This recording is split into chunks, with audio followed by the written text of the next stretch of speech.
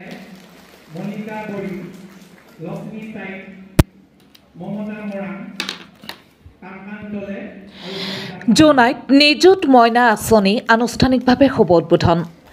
মহিলাৰ আনুষ্ঠানিক শিক্ষাৰ জৰিয়তে বাল্য বিবাহ ৰোধ আৰু কিশোৰী অৱস্থাৰ মাতৃত্ব হ্ৰাস কৰাৰ সৰ্বাংগীন লক্ষ্যৰে গ্ৰহণ কৰা অসম চৰকাৰৰ এক অভিলাষী আঁচনি নিযুত মইনা আঁচনি বুধবাৰে আনুষ্ঠানিকভাৱে শুভ উদ্বোধন কৰে জোনাই বালিকা মহাবিদ্যালয় প্ৰেক্ষাগৃহত। উক্ত নিযুত মইনা আঁচনিৰ দ্বিতীয় সংস্কৰণৰ পত্ৰ অসমৰ মুখ্যমন্ত্ৰীয়ে ভাৰ্চুৱেলৰ জৰিয়তে শুভাৰম্ভ কৰাৰ পিছতে জোনাই বালিকা মহাবিদ্যালয় প্ৰেক্ষাগৃহতো আনুষ্ঠানিকভাৱে শুভ উদ্বোধন কৰে জোনাই সমষ্টিৰ বিধায়ক ভুৱন পেগুৱে।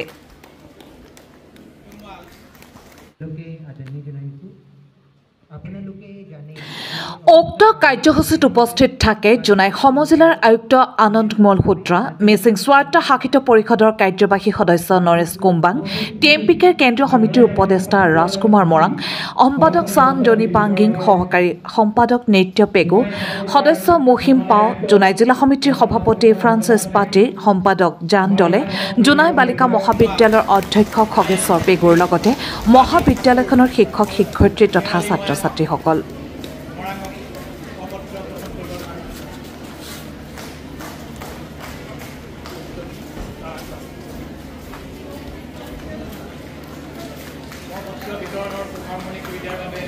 আজি দ্বিতীয় বছৰভাৱে নিযুত মইনা আঁচনি আজি মুখ্যমন্ত্ৰী ডাঙৰীয়াই ফৰ্ম বিলোৱা কাৰ্যসূচী আজি আনুষ্ঠানিকভাৱে আৰম্ভ কৰিছে গুৱাহাটী ইউনিভাৰ্চিটিৰ পৰা। আৰু ইয়াতে আমি জোনাই গাৰ্লছ কলেজত আমি ইয়াতে কাৰ্যসূচীত অংশগ্ৰহণ কৰি আমি সঁচাকৈ মই চাইছোঁ আমাৰ ছোৱালীখিনিৰ চকুত নতুন আশা এটা দেখিছোঁ। তেখেতসকলৰ চাবলৈ গ'লে এক প্ৰকাৰ চাবলৈ গ'লে প্ৰায়ভাগ আমাৰ ইয়াত গ্ৰাম্য অঞ্চলৰ ছোৱালী পঢ়ে। তেখেতসকলৰ একাউণ্টত মাহে মাহে টকা ভৰাই দিয়া এইটো খুব ডাঙৰ কথা।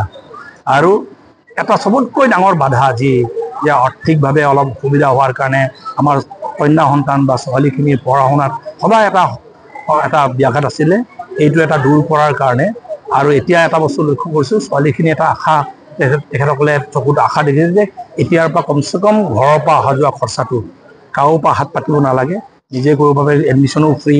সেইকাৰণে কলেজ অহাটো এতিয়া যি বাধা আছিলে নাইকিয়া হ'ব। ক্লাছ ভালকৈ কৰি এতিয়া কিবা এটা নিজে কৰি খাব পৰাকৈ সক্ষম হ'ম বুলি এটা কনফিডেঞ্চ দেখিছোঁ।